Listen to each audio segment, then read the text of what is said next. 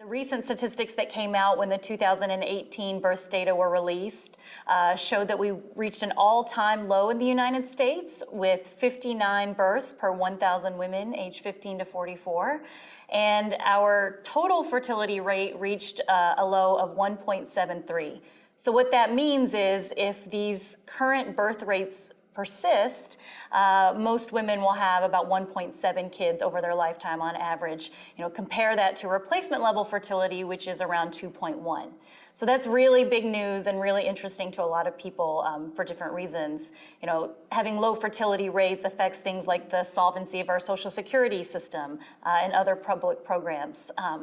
And also, there's a general sense that declining fertility rates might be telling us something else about how people are feeling about the economy or their situations in other ways. That decline in fertility is really being driven by declines for women who are under 30. So for example, for teenagers, women 15 to 19, we saw the birth rates fall by 58% between 2007 and 2018. So that's really a remarkable decline in that teen fertility rate in a very short time. And I think that's something that most people would view as good news, a fall in the teen pregnancy rate and teen birth rate. If you look to women 20 to 24, that rate has also declined dramatically over this period. So fallen by about a third in just 11 years.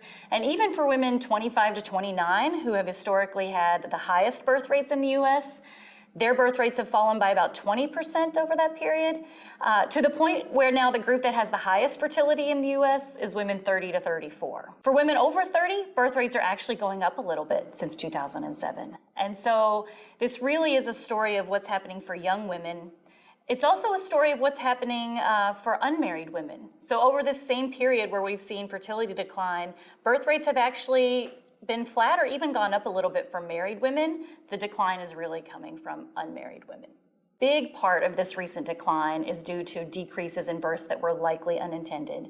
And in fact, from 2009 to 2017, about half of the decline in births, that dramatic decline I just mentioned, is due to a decrease in unintended births. We are seeing these declines in fertility across racial and ethnic groups, but the group that's actually seen the biggest drop in their fertility over this period are Hispanic women and young Hispanic women. We know that fertility tends to decline in economic downturns. We certainly would have expected to see a decrease in fertility in 2007, 2008, 2009.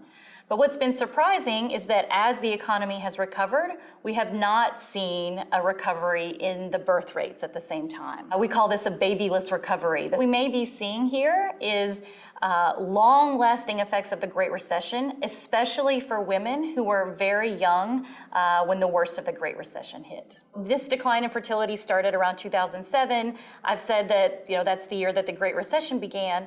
Interestingly, it's also the year that the iPhone was introduced. And so some people are speculating that you have young people who are having more of their social interactions online and fewer interactions in person. And that might contribute to fewer risky behaviors that would result in an unintended pregnancy. And then finally, an explanation that lines pretty nicely with the timing as well of the decline is an increase in access to contraception, in particular from the Affordable Care Act.